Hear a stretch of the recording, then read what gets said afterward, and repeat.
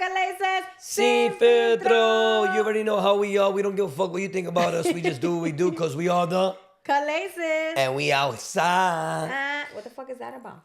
We outside. We're inside. All right, but I'm just trying to be cool. Like, what the fuck? I can't be cool. That's cool. Yeah. Okay. So, people, the crazy thing is... So, we're going to talk about things... Do me a favor. Don't interrupt me. It's my topic. Don't interrupt me. It's my topic. Are we talking about your topic? What topic am I talking about? Well, what are we talking about? Go ahead. What are we talking about today? Being that you want to disclose it, go ahead, because you're so itchy. So we're going to talk about decisions. What led you to make a certain decision?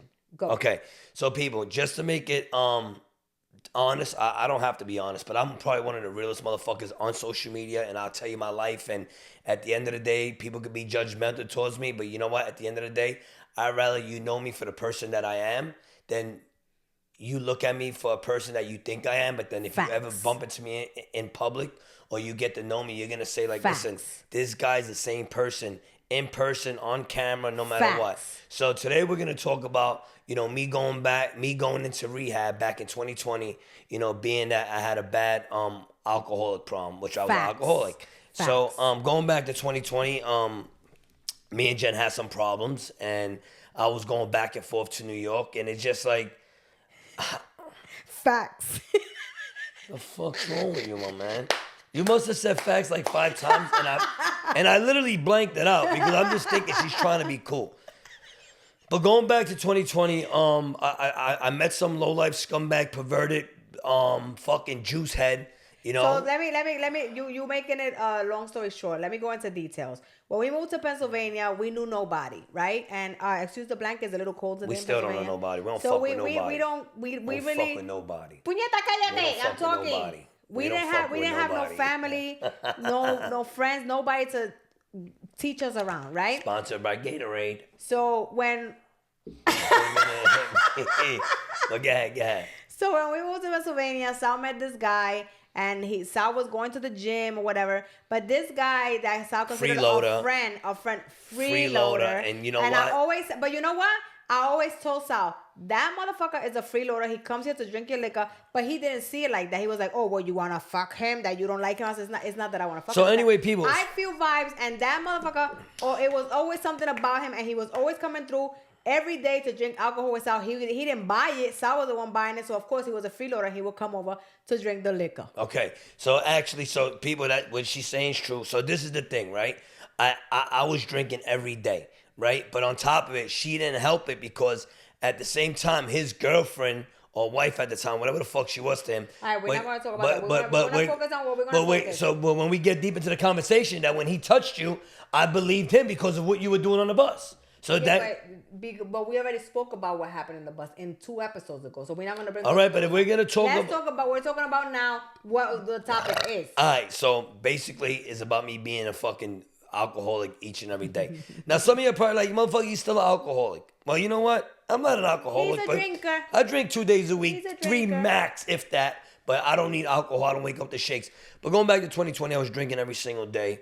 And I was just doing the craziest shit of my life at the age of like 34 years old. I hated coming home. Every time I used to come over, I hated coming home because I knew I was coming home to a drunk man. And it was so bad that when I came home, me and my kids would have to be like walking on eggshells because any little thing will trigger him. I'll break walls. He'll break walls. One thing about me, I can say though, thank God, you know what I'm saying? That I'm not a like physical person, like hitting the kids and hitting on Jen. I don't do that. Like I'll just be breaking shit. You know what I'm saying? For no reason. You didn't because I don't do that shit. That's for another episode. One day. Estúpida. That's a conversation for another day because I was in a domestic violence relationship years ago. But I always said to myself, any man that puts hands on me, motherfucker, you're done. See, I'm going to put break that fucking wall, break that I'm going to put hands and feet on you, though. You ain't touching me. Hands and motherfucking feet. But anyway, so people, going back to 2020, yes, I was drinking every day, nonstop. I weighed like 130 pounds. Like, if I could show y'all pictures, like, you would see that. He looks like a crackhead. I look a lot old. I probably look 10 years older than what I look now. So I probably look like 70, whatever the case may be. And it got to the point that me and Jen fought every day. Like, we were like enemies. Like, this is way before social media. No. When did COVID start? This was in 2018. That I went to rehab? Yeah. All right, so 2018, not 2020. All right, that's right, 2018. So we moved out here in 2017. So there was really nothing to do in the Poconos, like boring as fuck. So I just sit in the garage and just drink and drink and drink and drink and not eat and drink and just be all over the place and fucking just do the dumbest shit like drink and drive and fucking do 360 endos, crash into a tree. I would wake up for work in the morning and I knew he got home fucked up because the car would be in the grass and it was like he was doing cartwheels in the grass. Like terrible, terrible. It was bad. Like, thank God. He got pulled over a couple of times. Pulled over there. I ain't got to lie, my man. People, white privilege is true and I'm white. I'm going to be honest with you. You know what I'm saying? I'm be honest. Look at my son. He's driving around with a license for 2 years. He's like, yo, dad, white privilege. I live in Brooklyn. But the craziest thing is, it's true. And, fuck, what I was going to say. Train of thought I lost. So you got pulled over. No. Yo. You were drunk. You were doing stupid shit. So people, I forgot what I was going to say. This is a problem with me. So one thing I was going to say is, thank God I'm not a suicidal person because I felt like in those times that if I was suicidal, I probably would have ended up doing something stupid to myself. Not to anybody else, something stupid to myself. Because I would get drunk and I would blank out. Like, I would drink and drive. I wouldn't care. I wouldn't give a fuck about my life. I didn't care what would happen to me. And I would do it constantly from New York to Pennsylvania, New York to Pennsylvania. Some days I'll come home from work, drink, get drunk, go to Pennsylvania. Go to New York. Go drunk from New York, come to Pennsylvania drunk, leave back to New York drunk. I tell you, I got one time, I was in Brooklyn, drunk on my mind. I got pulled over in East New York. I was so drunk. You remember that time?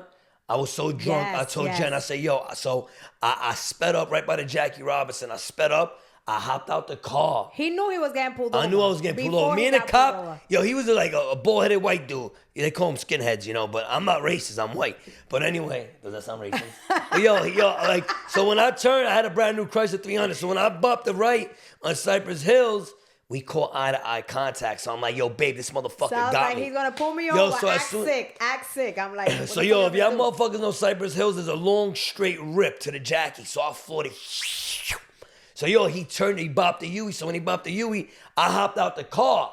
Yo, this motherfucker came 2 centimeters from crushing my legs between the front, from the front of his car to the back of my car. Yo, they had the guns drawn. Because who jumps out the car? He probably thought I had like a body or something in the trunk because the way side. And then I was like, act sick. And I'm like, what do you want me to do? Act like so I'm Jen's like. So one thing about Jen, she always went with the flow with me. You know what I'm saying? Like, on God. So, yo, he's like, get the fuck out of the car. I'm like, yo, my man, chill.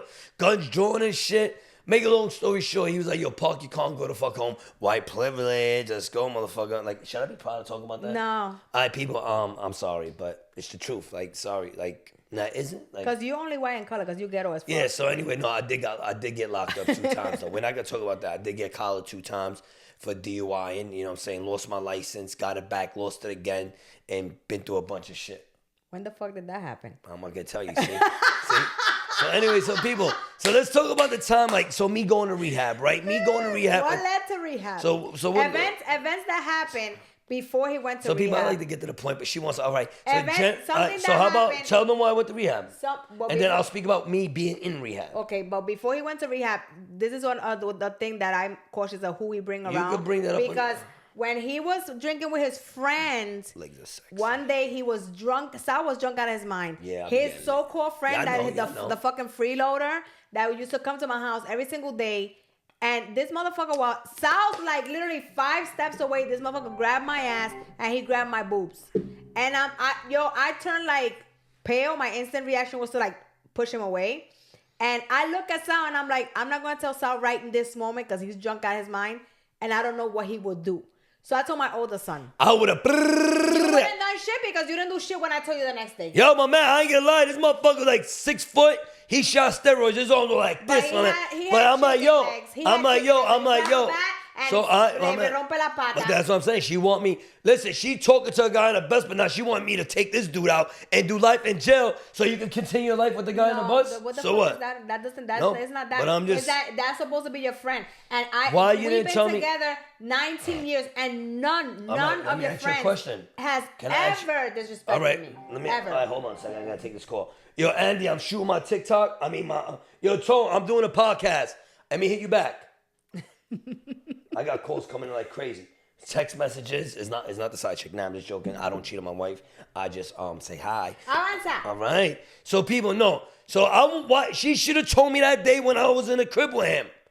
Whatever would have popped up. Maybe I should have. Why didn't you? But it was like at that moment when Sal was so bad drinking, it was like I was the enemy and that was his friend. So Sal would like they said like they would go to the gym together. That was his bestie, and it was like to Sal I was the enemy and he was. Yo, he the was on alcohol's his the side devil, 100%. people. But I'm Alcohol's not the the devil. first person that he had touched because he touched his cousin, and when his cousin told me, she came to me and Sal's response was like, I don't think so. I don't think he gets down like that. You know how she is. So he doubted his cousin. So when it happened to me, the next day that I came to Sal was like, I gotta talk to you. And my son was like, yeah, you might want to get off the phone so you can listen to what she gotta say. And I was like, you know what? Your cousin said that happened. That happened to me. He's like, oh, it's true. He's like, how do you know? I was like, because the motherfucker did it to me. Right or wrong? Yeah, she's right. So people, I'm gonna tell you straight up. So hold on, that's important though. Hold on. All right, so people, so me and Jen, we had our ups and downs probably from like 4 months after we bought the house in 2017, April 2017, into 2018.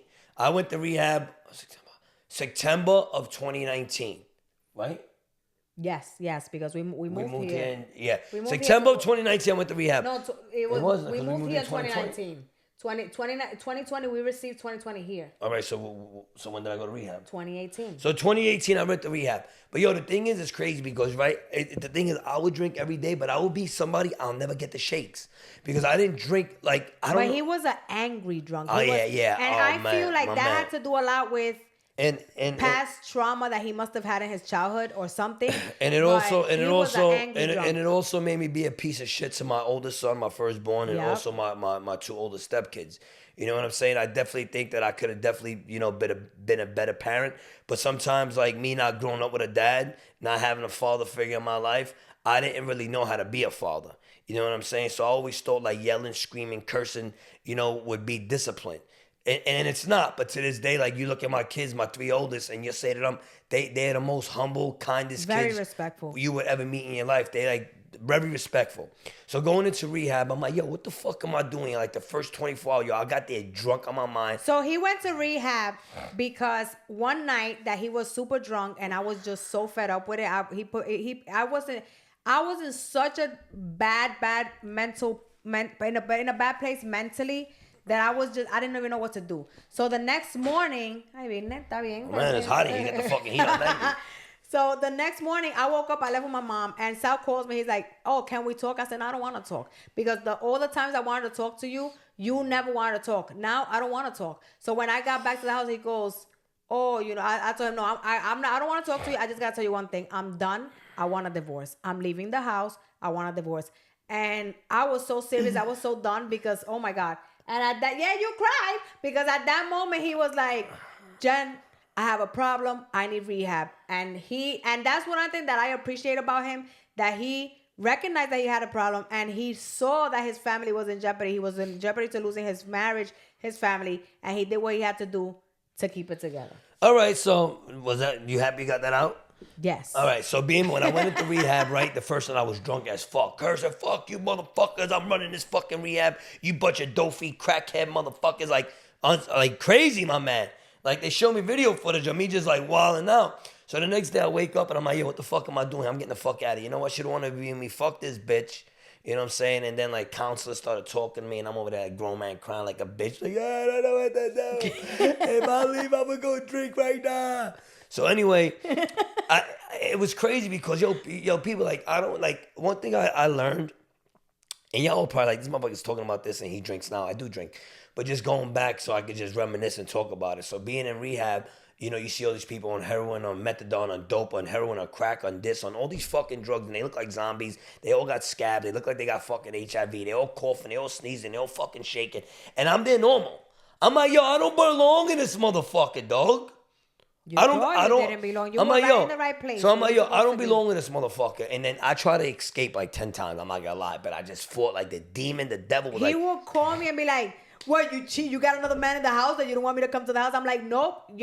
Think what you want to think. You stay in there, you're going to finish what you started. So fucking, I ended up doing 35 days in a rehab, and the good thing is that I'm a people person, so like I was like the king of the rehab, like you know what I'm saying, like fucking I had my, I know He's that so proud. no, I was the king of the yo, rehab. listen, yo, that's when I was hitting the weights. I had fitness, yoga. Yo, I'm not gonna lie. The best thing about the yoga was the instructor was badass fuck. So yo, I couldn't do yoga for shit. So yo, mind you, like I'm like yo, fuck it, I'm gonna do yoga because I'm gonna watch this bitch every time she stretch. So that's why you did 35 days in rehab, not because No, of I'm not just because you were saying. because So of the yo, bitch that teaching yoga. I'm in rehab, and yo, Ay, she's pelao. mad flexible, and she's like doing shit like this, and I'm like this down on the floor, like yeah, mommy. Like yo, her whole cooch will be up in the sky. So I did yoga 5 days a week for 35 days. Like that shit changed my life.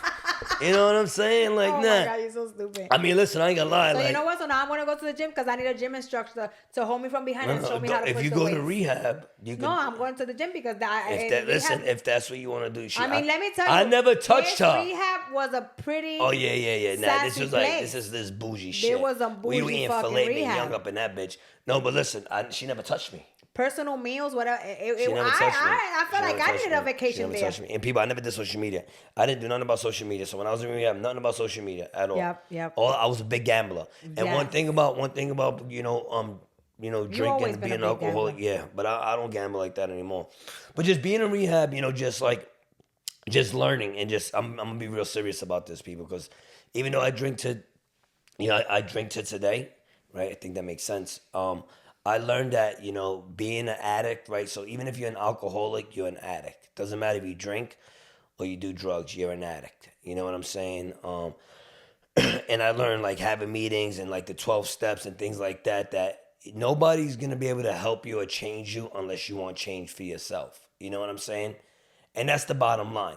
And me going into rehab is that I never said to myself, like, oh, I would never pick up a drink again. I always said, like, I gotta be able to control it and not let it control me. That was my biggest thing. And did you learn?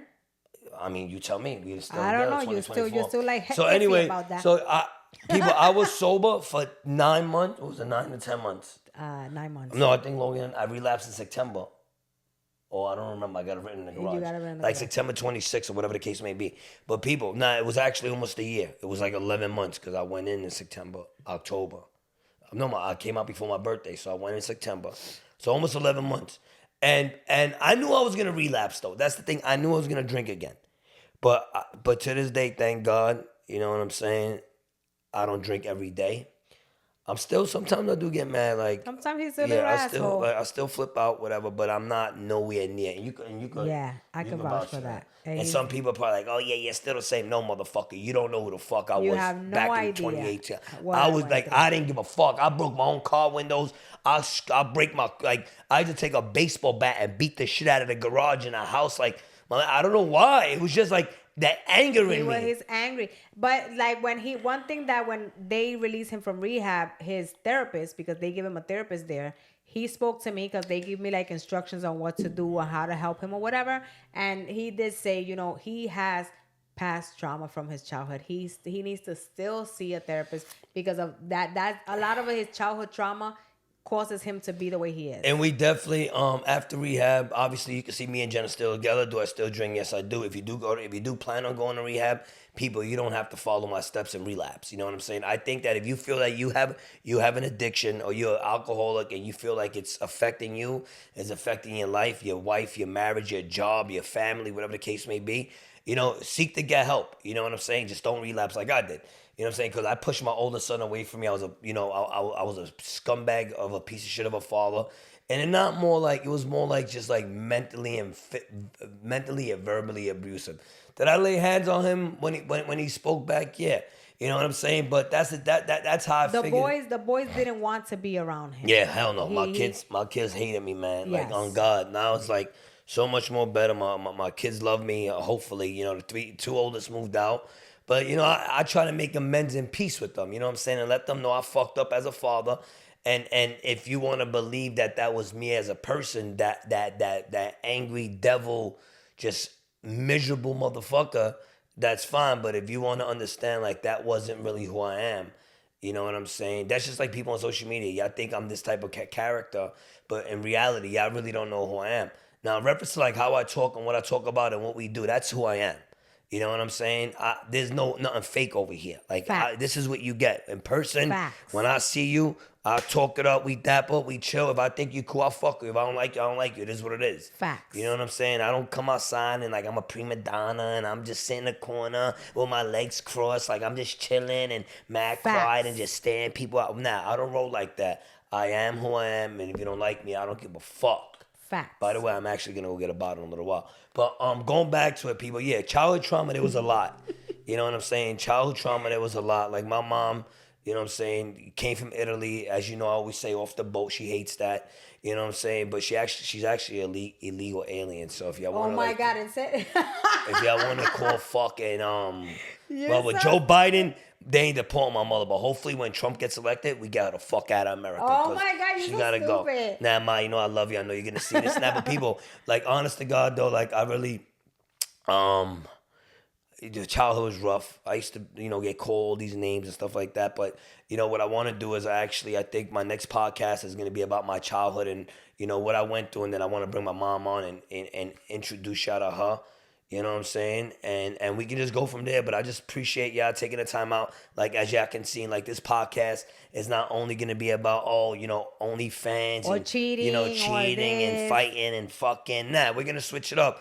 But we are who we are. A little bit of everything. And you're gonna know us sin filtro. Sin filtro. You're gonna know us like who we are. You know what I'm saying? We're not gonna sugarcoat nothing. And if you don't like me, suck my dick. That's our end of this.